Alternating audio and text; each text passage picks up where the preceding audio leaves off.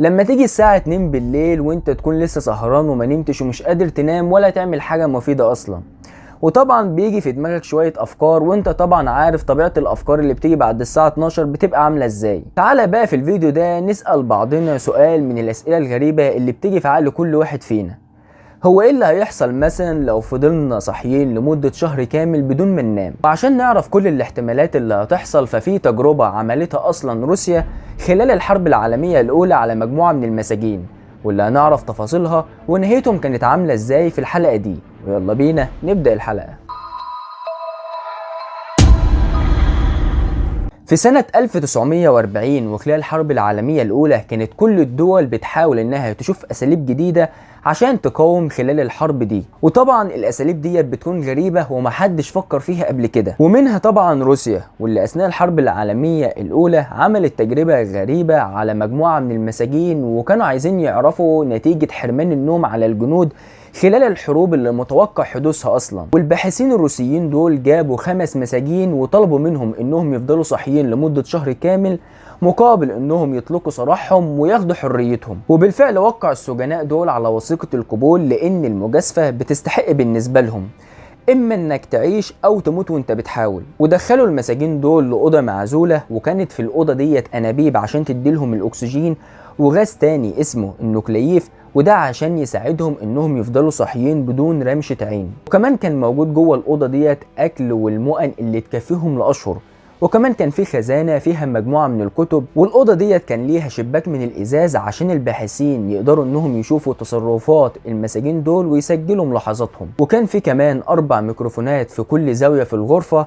وكان موجود كمان حمام على شمال الغرفة. يعني من الآخر كان متوفر ليهم كل متطلبات الحياة، وكل اللي المفروض يعملوا المساجين بس انهم يفضلوا صاحيين عشان ياخدوا حريتهم. ومرت الأيام بشكل طبيعي، لكن في اليوم التاسع بدأ سلوك المساجين انه يتغير. You must not ever lay a finger on a fellow inmate.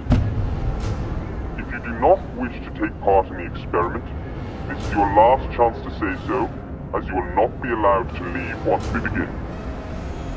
فواحد من المساجين دول اتجنن وبقى بيصرخ بأعلى صوت، وبقى بيجري على يمين وشمال الغرفة، وبدأ يضرب نفسه على الأرض وفي الحيطان زي اللي بيتلبسوا الجن والعياذ بالله. والغريب في الموضوع إن محدش من المساجين التانيين اهتم لأمره، ولا أكن في حاجة بتحصل أصلا. وفي اليوم العاشر اتنقلت العدوى ديت لباقي المساجين، وبدأ إنهم يقطعوا أوراق الكتب وبعد كده يلطخوها باللعاب بتاعهم ويلزقوها على الشباك اللي مصنوع من الإزاز ده، لغاية طبعا ما انعدمت الرؤية تماما، وبعد كده انقطعت الأصوات عنهم وعم الصمت في كل الأوضة. وبعد مرور 24 ساعة حس الباحثين بالقلق لعدم وجود أي إشارة صوتية خارجة من الأوضة، بالرغم إن جهاز الغاز بيشير إلى إن المساجين دول لسه أحياء. لغاية ما قرر واحد من الباحثين دول انه يكلمهم من خلال الجهاز الصوتي، وقال لهم انهم هيدخلوا يفحصوهم، ومن الافضل انهم يفضلوا هاديين ويقعدوا على الارض والا هيضربوهم بالنار. والمعلم ده خلص من هنا، وفي صوت همسات كده، واحد من المساجين بيقول احنا مش عايزين فحص ولا اي حاجة،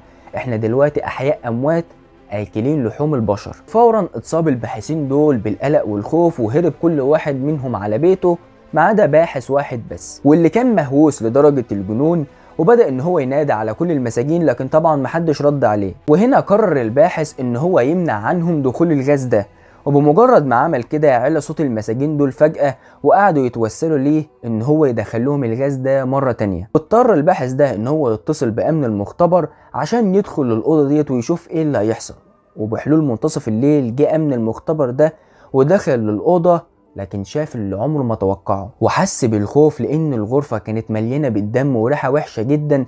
وكمان المساجين دول ما استهلكوش اي اكل، لانهم كانوا بياكلوا في نفسهم بمعنى الكلمة، وكانوا بياكلوا احشائهم كمان، فكان اجسامهم ديت ممزقة من كل حتة لغاية ما بان عظمهم اصلا. ومات كل المساجين دول الا واحد بس كان عاضد بالفك بتاعه عضلات الساعد بتاعته، وبدأ ان هو يصرخ ويضحك بشكل مرعب كده، وكمان قطرات الدم كانت بتنزل من فكه. وامر الباحث عناصر الامن انهم يحقنوه بالمورفين وبعد كده ياخدوه لغرفة العمليات. لكن حس الباحث ساعتها ان المسجون ده عايز يقول له حاجة، وفورا جاب الباحث ورقة وقلم واداه للمسجون ده. لكن طبعا المسجون ده خد منه القلم ورماه، وبصباعه اللي مليان بالدم قال اقطاع احشائي اجعلوني استشير اللذ اكتر. وهنا بدأ الباحث انه يصرخ ويقول لهم ليه عملتوا في نفسكم كده، قول لي. وحرك المسجون ده راسه للباحث كده، وبصعوبة اصلا ان هو يتكلم، وقال له عشان نبقى صاحيين. وبعد التجربة المرعبة ديت ممكن يكون في فكرة جيت في دماغكم، وهي ايه اللي هيحصل لو صنعنا مثلا غاز اقوى من النوكليف ونشرنا الغاز ده في كل منطقة في الارض. فهل هنشوف عصر الاحياء الاموات، او بمعنى اصح عصر الزومبي؟ الله اعلم. وبكده خلصت حلقتنا النهارده. متنساش لو عجبك الفيديو انك تعمل لايك للفيديو واشتراك بالقناة وفعل جرس التنبيهات عشان يوصلك حلقاتنا اول باول.